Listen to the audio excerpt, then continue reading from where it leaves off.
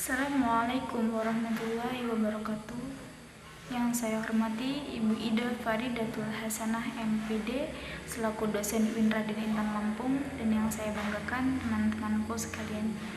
Alhamdulillahirabbil alamin wa bihi nasta'in wa la umuri dunya waddin wassalatu wassalamu ala asrofil anbiya'i wal mursalin wa ala alihi washabihi ajmain, amma ba'du. Perkenalkan, nama saya Lis Khairunisa dari kelompok 10. Saya di sini akan memandu acara pada kesempatan kali ini. Acara yang pertama yakni pembukaan, yang kedua penyampaian materi, yang ketiga sesi tanya jawab, dan yang keempat penutup. Marilah kita buka acara ini dengan membaca lafaz basmalah. Acara selanjutnya yakni penyampaian materi. Materi yang pertama akan disampaikan kepada saudari Nabila Pratiwi, dan materi selanjutnya akan disampaikan kepada saudari Wilistri Pandanwangi. Kepada yang bertugas, saya persilakan. Assalamualaikum warahmatullahi wabarakatuh. Nama saya Nabila Pratiwi, pemateri dari kelompok 10, ingin mempresentasikan tentang tahrij al-hadis. Yang pertama kita akan membahas tahrij al-hadis menurut etimologi dan terminologi. Kata tahrij berasal dari kata kharaja, khurujun, yang berarti keluar, tampak atau jelas. Tahrij juga dapat diartikan sebagai kumpulan dua hal yang kontradiktif ke dalam satu hal. Tahrij juga dimaknai dengan mengeluarkan, meneliti, dan mengarahkan. Kata tahrij yang merupakan bentuk masdar dari fi'il madi atau kharaja yang artinya az-zuhur atau tampak. Menurut Mahmud Al-Tahan yang merupakan ahli metodologi tahrij hadis, selain artinya melatih atau membiasakan dan memperhadapkan, berarti juga berkumpulnya dua perkara yang berlawanan pada sesuatu yang satu. Juga dimaknai dengan tempat keluarnya.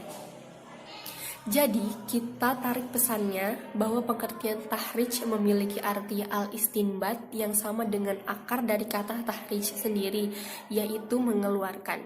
Yang kedua, al-tadrib, yang artinya membiasakan atau melatih. Dan yang ketiga, al-tawjih, yang artinya menghadapkan. Tahrij secara terminologis menurut Mahmud Al-Tahan dalam Abdul Haris mengartikan bahwa tahrij berarti menunjukkan tempat hadis pada sumber-sumbernya yang asli, di mana hadis dikeluarkan dengan rangkaian periwayatannya atau sanad, kemudian menjelaskan tingkat kualitasnya jika diperlukan. Yang kedua, kita akan membahas tentang metode penelusuran tahrij.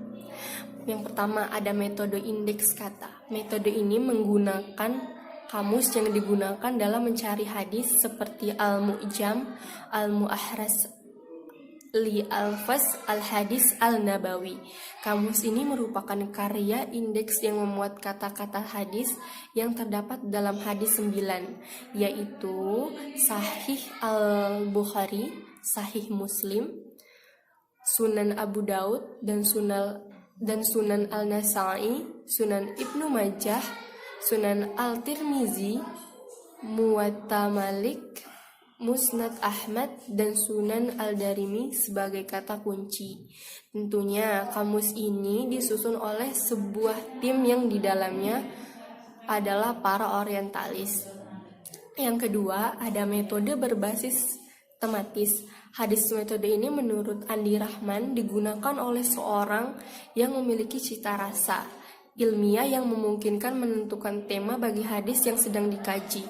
Metode ini menganut kesamaan tema yang dimaksud masing-masing hadis, sehingga sangat perlu untuk mengetahui topik suatu hadis untuk kemudian ditelusuri melalui kamus hadis tematik.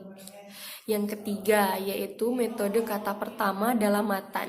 Metode ini digunakan ketika mengetahui dengan pasti atau menetapkan pengetahuan ungkapan awal dalam matan hadis. Dan yang keempat yaitu metode indeks nama sahabat. Metode ini adalah pengenalan terhadap nama periwayat pertama di tingkat sahabat. Metode ini akan berfungsi jika nama sahabat disebutkan dalam hadis. Sebaliknya, jika tidak terdapat nama sahabat, maka metode ini tidak dapat dilakukan. Materi selanjutnya akan disampaikan oleh pemateri 2. Kepada pemateri 2 dipersilahkan. Selanjutnya C. Kegunaan dan manfaat takhrij. Urgensi takhrijul hadis adalah untuk mengetahui sumber asal hadis yang ditakhrij. Tujuan lainnya adalah mengetahui ditolak atau diterimanya hadis-hadis tersebut. Dengan cara ini, kita akan mengetahui hadis-hadis yang pengutipannya memerhatikan kaidah-kaidah ulumul hadis yang berlaku, sehingga hadis tersebut menjadi jelas, baik asal-usul maupun kualitasnya. Ada beberapa manfaat dari takhrij al-hadis, antara lain sebagai berikut. Yang pertama, dapat diketahui banyak sedikitnya jalur periwayatan suatu hadis yang menjadi topik kajian. Yang kedua, dapat diketahui kuat tidaknya periwayatan akan menambah kekuatan riwayat. Yang ketiga, memberikan informasi bahwa suatu hadis tersebut hadis sahih, hasan, ataupun dhaif setelah diadakan penelitian dari segi matan, sanad maupun rawinya. Yang keempat, memberikan kemudahan bagi orang yang mau mengamalkan setelah tahu bahwa suatu hadis adalah hadis maqbul. Yang kelima, menguatkan keyakinan bahwa suatu hadis adalah benar-benar berasal dari Rasulullah Shallallahu Alaihi Wasallam yang harus kita ikuti karena adanya bukti-bukti yang kuat tentang kebenaran hadis tersebut, baik dari segi sanad, matan maupun rawi. Yang keenam, latar belakang kebutuhan. Ada beberapa faktor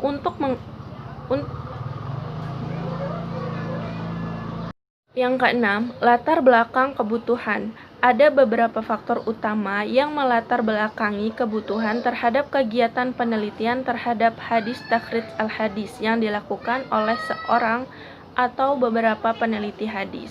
Di antaranya sebagai berikut. Yang pertama, mengetahui dan mencatat seluruh periwayatan hadis bagi hadis yang akan diteliti. Maksudnya adalah mengingat redaksi hadis yang akan diteliti itu bervariasi antara satu dengan yang lain, maka diperlukan kegiatan pencarian seorang peneliti terhadap semua periwayatan hadis yang akan diteliti. Sebab boleh jadi salah satu sanad hadis tersebut berkualitas dhaif dan yang lainnya berkualitas sahih. Yang kedua, mengetahui ada tidaknya syahid atau mutabi pada mata rantai sanad. Mengingat salah satu sanad hadis yang redaksinya bervariasi itu, dimungkinkan ada perawi lain yang sanadnya mendukung pada sanad hadis yang sedang diteliti. Maka sanad hadis yang sedang diteliti tersebut mungkin kualitasnya dapat dinaikkan tingkatannya oleh sanad perawi yang mendukungnya. Selanjutnya adalah D. Sejarah dan perkembangan takhrij al-hadis. Secara kronologinya, proses takhrijul al-hadis dalam perkembangannya melalui fase-fase sebagai berikut. Yang pertama, penyebutan hadis-hadis dengan sanadnya masing-masing. Terkadang pengarang menitik beratkan pada masalah sanad atau terkadang pada masalah matan. Yang kedua, penyebutan hadis-hadis dengan sanad milik sendiri yang berbeda dengan suatu kitab terdahulunya. Sanad-sanad pada kitab kedua ini menambah kekuatan hukum tentang sanad kitab pertama dan dapat menambah redaksi matan. Yang ketiga, setelah sunnah-sunnah Nabi terkumpul dalam kitab-kitab besar, pengertian takhrijul berarti penisbatan riwayat hadis kepada kitab-kitab yang ada beserta penjelasan kriteria-kriteria hukum hadis-hadis tersebut. Oleh karena itu, pada masa kini dapat kita temui kitab-kitab takhrijul hadis tentang fikih, tafsir, bahasa, tasawuf, dan lain sebagainya. Jadi kesimpulannya adalah kata takhrij secara bahasa berasal dari kata kharaja. Dapat juga berarti keluar, tampak, atau jelas.